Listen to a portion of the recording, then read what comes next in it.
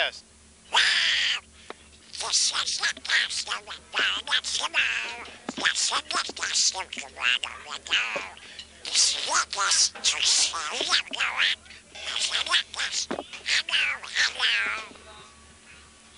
Okay, King, go find out how far it is now.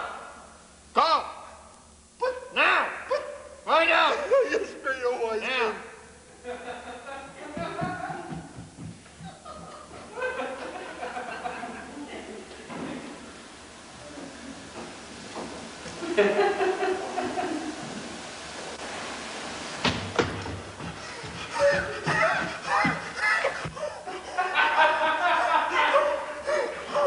Don't touch. Okay, King. 1,000 yards away. Go find out how far away it is. But the infantry is coming. Go The infantry. find out. Now! They're almost... Go find out now. What a fool.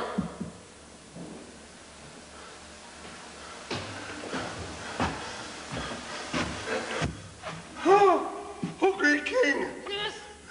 The infantry. It's here. Oh, good. MacIverShow! Do you remember Shakespeare? Oh, yeah.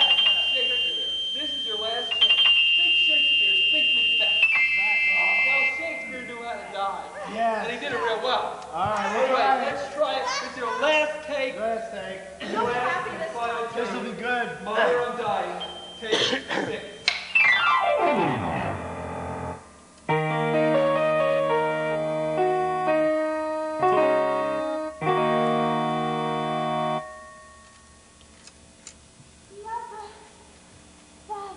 Forsooth, what is the problem, daughter? I have bad news. Oh, news that is dreadful? Yes. Oh, no. Oh, dear. What should we do? What is the news, my daughter? I'm dying. You're dying. Oh. Thou art dying now? Now I'm dying. Oh, my goodness. My dearest wife, you had better use the phone and call it the eye doctor. Oh, my poor daughter. Yes, she is dying. We must Sorry, take I care will of her. call Yes. the doctor. Yes, The physician. the physician. Ring, ring. Who art thou? Dear, my daughter has a problem. Can thou come over immediately? Thou will be over hastily. Oh, thank you. Enter, my doctor. Oh, alas!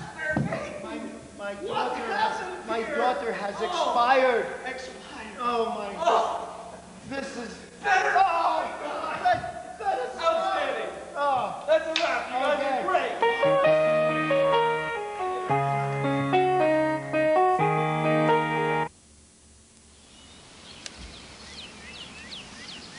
The old maid again.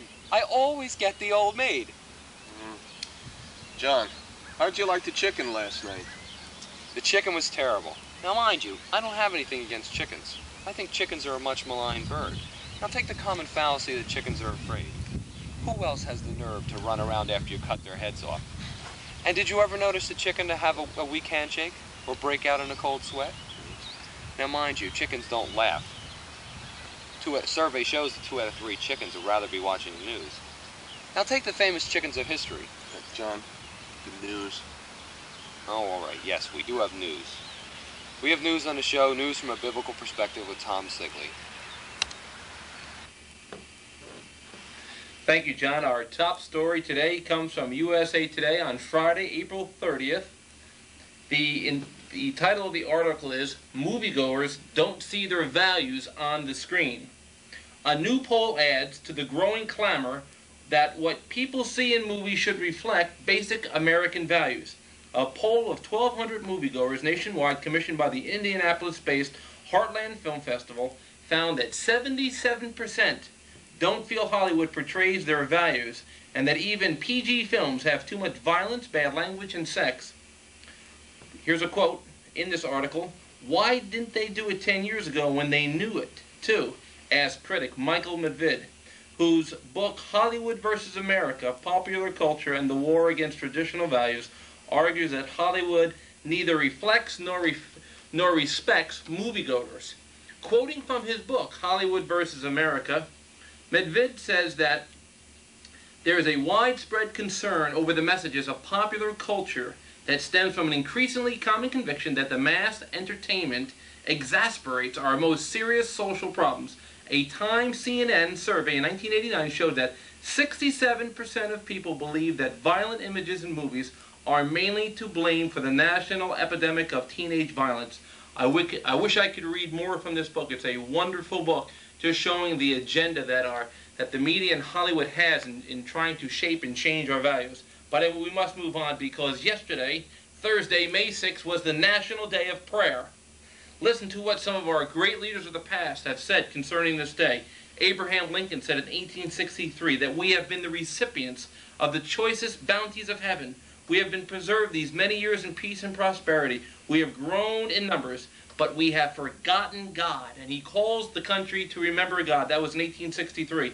In 1950, Harry Truman said, "But of all of us, at home, at war, wherever we may be, are within the reach of God's love and power. We can all pray. We should all pray. We should ask the fulfillment of God's will. We should ask for courage, wisdom, and the quietness of soul." And just a few years ago, in 1992, on the National Day of Prayer, then President George Bush said, "Whatever our individual religious convictions may be, each of us is invited to join in this National Day of Prayer. Indeed, although we may find our own words to express it, each of us can echo this timeless prayer of Solomon, the ancient king, who prayed for, received the gift of wisdom. The Lord our God be with us, as he was with our fathers. May he not leave us or forsake us, so that he may incline our hearts to him, to walk in all his ways, that all the peoples of the earth may know that the Lord is God and that there is no other." What does the Bible say? The writer of Chronicles writes in 2 Chronicles 7:14, "If my people who are called by my name will humble themselves and pray and seek my face and turn from their wicked ways, then I will hear from heaven, will forgive their sin, and will heal their land." And the psalmist wrote in Psalm 33, "Blessed is the nation whose God is the Lord, the people that he chose for an inheritance." And finally, our last story this evening comes from the May 5th edition of USA Today. It's a Wednesday. The article is entitled, "Astronauts Find Their Hearts Aren't in the Right Place." And this is about the Columbia shuttle, and a doctor involving himself with the shuttle said that, called in from a house call from space, he told his colleagues that the astronauts' body parts are in motion. It turns out that weightlessness causes the heart to shift inside the body. And there's no way he can actually measure it. But I thought to myself, how interesting. Their hearts aren't in the right place. The Bible has much to say about the heart. Jeremiah the prophet in the Old Testament wrote in Jeremiah 17, "The heart is deceitful above all things and beyond cure. Who can understand it? I, the Lord, search the heart and examine the mind, to reward a man according to his conduct, according to what his deeds deserve." This whole time, these last couple months, we've shared a lot of news items. Much of the news we get today is bad news. The Bible also has bad news for us. It says that we are sinners and separated from God. And God says our hearts are stubborn and unrepentant and turned from him. But here is the good news. The good news is the gospel of Christ. That if you confess with your mouth that Jesus is Lord and believe in your heart that God raised him from the dead, you will be saved. For it is with the heart that you believe and are justified, and it is with your mouth that you are confessed and are saved.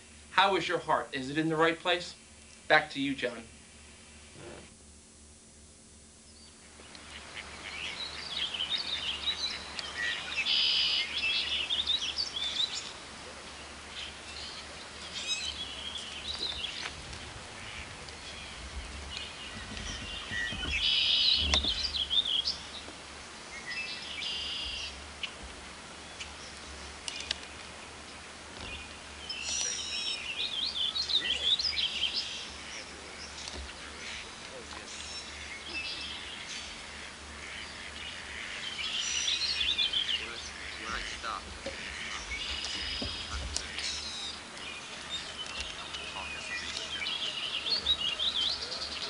October's not too soon, is it? John, I See, you got a letter from your mother. You want to tell me about it?